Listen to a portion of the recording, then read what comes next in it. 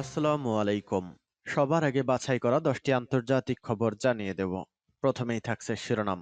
তবে তার আগে অনুরোধ থাকবে ভিডিওটিতে একটি লাইক দিবেন।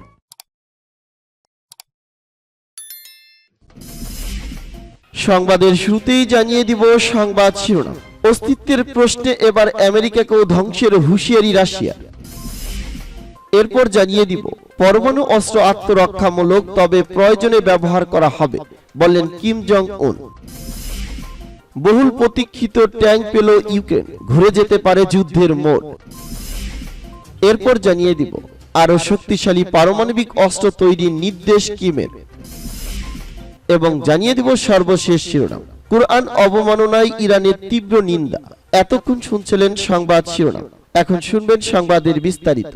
তো বন্ধুদের কাছে রিকোয়েস্ট রইল এই ভিডিওতে একটা লাইক দিবেন, আর ভালো লাগলে অবশ্যই বন্ধুদের মাঝে শেয়ার করে দিবেন। অস্তিত্বের প্রশ্নে এবার আমেরিকাকেও ধ্বংসের হুঁশিয়ারি রাশিয়ার। নিজের অস্তিত্বের প্রশ্নে এবার মার্কিন যুক্তরাষ্ট্রকেও ধ্বংসের হুঁশিয়ারি দিল রাশিয়া। রাশিয়ার নিরাপত্তা পরিষদের সচিব নিকোলাই পাদ্রুশেভ এমন হুঁশিয়ারি উচ্চারণ করে বলেছেন, রাশিয়ার অস্তিত্ব হুমকির মুখে পড়লে আমেরিকা সহ যে কোনো প্রতিপক্ষকে ধ্বংস করার মতো যথেষ্ট অস্ত্র মস্কের রয়েছে।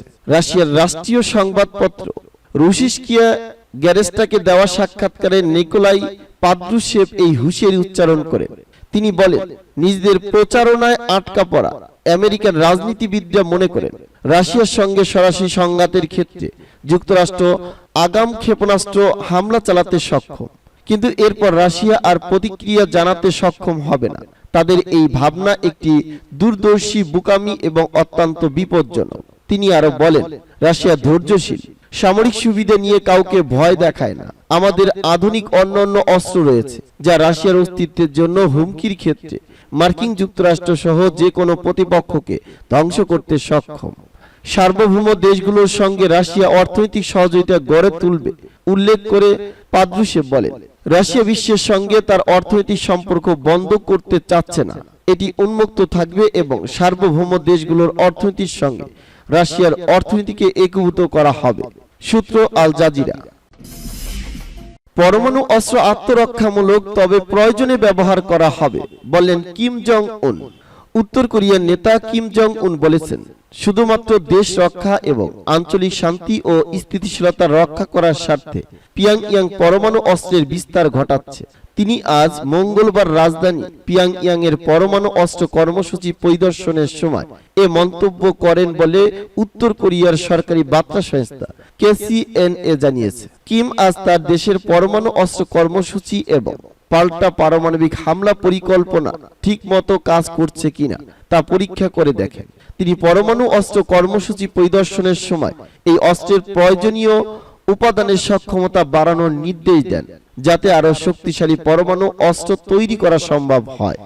উত্তর কোরিয়ার নেতা বলেন, তার দেশ এমনভাবে তার পরমাণু অস্ত্র ব্যবস্থা প্রস্তুত করছে যাতে শত্রুরা উত্তর কোরিয়ার সার্বভৌমত্ব, রাষ্ট্র ব্যবস্থা ও জনগণের বিরুদ্ধে কোনো উস্কানিমূলক পদক্ষেপ দিতে না পারে। কিম জং উন সতর্ক করে দিয়ে একথাও বলেন, তার দেশের পরমাণু অস্ত্র আত্মরক্ষামূলক হলেও যে কোনো স্থানে যে কোনো সময় ব্যবহার করার জন্য এসব অস্ত্র প্রস্তুত রাখা হবে। কোরীয় উপদ্বীপে যখন আমেরিকা ও দক্ষিণ কোরিয়ার সামরিক মহড়া চলছে এবং আমেরিকার নৌবাহিনীর একটি স্ট্রাইক গ্রুপে দক্ষিণ কোরিয়ার বন্দরে আসার পরিকল্পনা ঘোষণা করা হয়েছে, তখন কিম জং উন এসব কথা বললেন।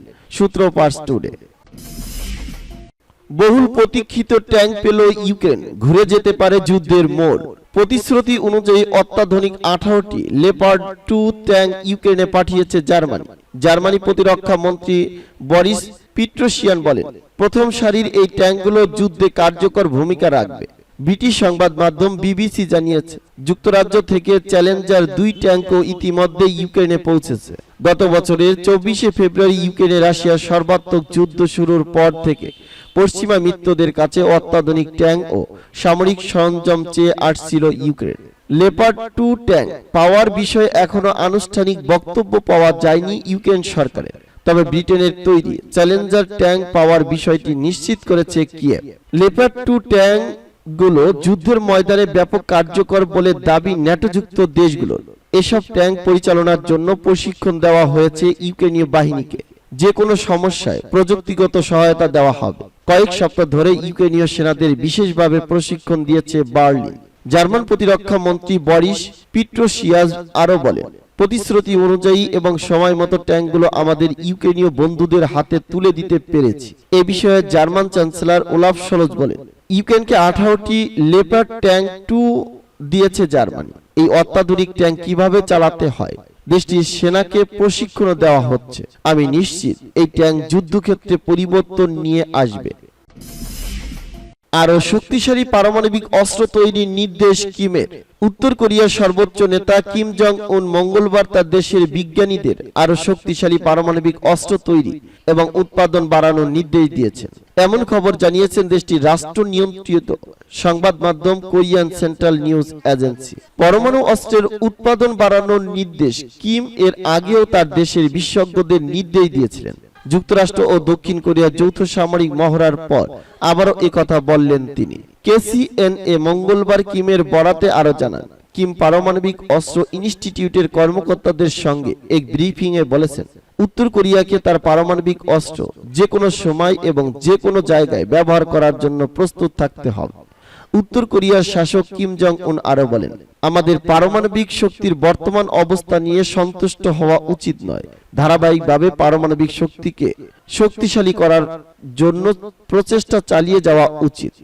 গত বছর থেকে নিজেদের পারমাণবিক অস্ত্রের মজুদ বাড়ানো নিয়ে তোড়জোড় চালাচ্ছে পিয়ংইয়াং। গত বছর এবং চলতি বছরের শুরুতে রেকর্ড পরিমাণ ব্যালিস্টিক ক্ষেপণাস্ত্র উৎক্ষেপণ করে উত্তর কোরিয়া। উত্তর কোরিয়ার হুমকি মোকাবেলায় দক্ষিণ কোরিয়াকে সঙ্গে নিয়ে ধারাবাহিকভাবে যৌথ সামরিক মহড়া চালিয়ে আসছে যুক্তরাষ্ট্র। তাদের এই মহড়াকে পিয়ংইয়াং এর বিরুদ্ধে যুদ্ধের প্রস্তুতি হিসেবে দেখছে কিম প্রশাসন।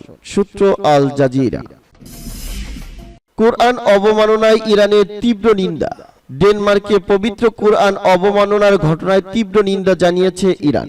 সম্প্রতি দেশটির রাজধানী কোপেনহেগেনে অবস্থিত তুর্কি দূতাবাসের বাইরে পবিত্র কোরআনের কপিতে আগুন দেয় একটি উগ্র ডানপন্থী গোষ্ঠী। ইরানের তাসনিম নিউজ এজেন্সি জানিয়েছে, দেশটির পররাষ্ট্র মন্ত্রণালয়ের মুখপাত্র নাসের কানআনি সোমবার এ নিন্দা জানান।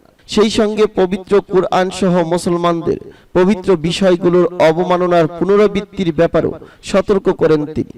তেহরানের সাংবাদিকদের কানানি বলেন, এ ধরনের অবমাননাকর পদক্ষেপের ফলে সমাজে কেবল ঘৃণা, উগ্রবাদ ও সহিংসতায় বৃদ্ধি পাবে।